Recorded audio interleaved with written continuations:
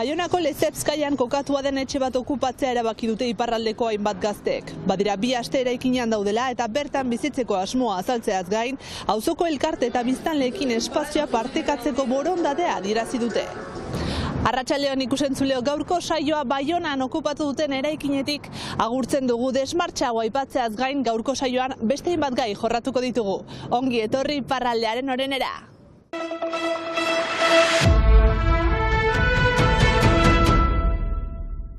Baionako tren geltoki ondoan etxe huts bat okupatu du gazte talde batek. Orain dela 2 aste, maiatzaren 4ean, gazte talde bat barnera txartu ginen, bizitzeko xedearekin. Eta bizitzeko xedeaz gain, eraman dugu proiektu bat, Maurizia proiektua deitzen dena, bai kulturala eta soziala dena.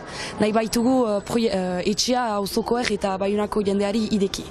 Aspaletik dago hutsa eta proiektu bat dagoen arren, etxe bizitzaren arazoarekin hainbeste urtez abandonatuta egotea ezin onartua dela diote.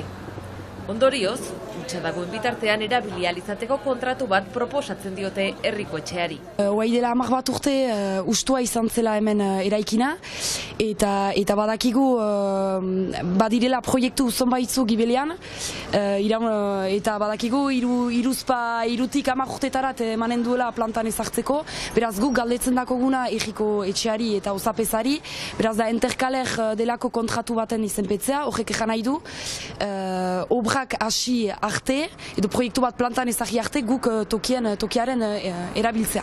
Polizia da hurbildu zen bart, baina eraikinera sartzeko aterik hautsi ez dutenez, ezin izan dituzte gazteak kanporatu. Kanporatze prozesu legala baina abiatuko dute orain.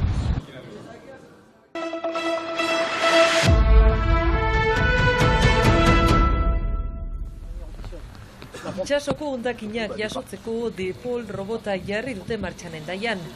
Portu inguruan garbiketak egiteko berezitua da aspiradore edo xurgatzaile baten moduan. Egun osoan martxan egonen da korronte bereziak sortzen ditu eta horrela hondakinak bideratzen jasotze lanetarako.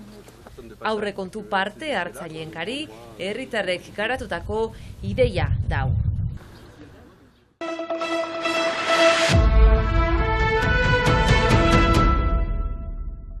Euskal Elkargoak autokidetzea sustatzeko diru laguntzak martxan jarri ditu 4 aplikazioarekin egindako lankidetzari esker. Helburua argia da, egunero iparraldean ibiltzen diren autoen kopurua murriztea eta ohikoak bilakatu diren autopilaketak arintzea.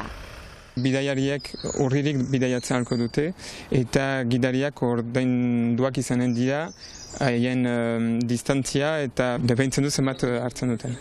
Autokidetzeari esker kostua partekatzeaz gain, zirkulazioarentzat ere bai hone egiten du auto gutxiago izaiteak eta gero ingurumenarentzat ere bai kutsaduraren aldetik autoaren kaltea edo apaltzea.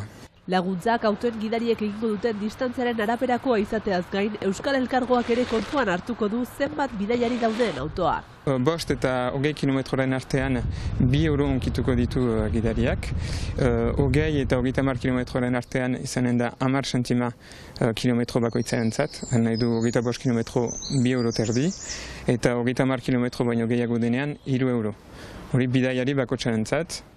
Adibide bat eman du Euskal Elkargoko langideak.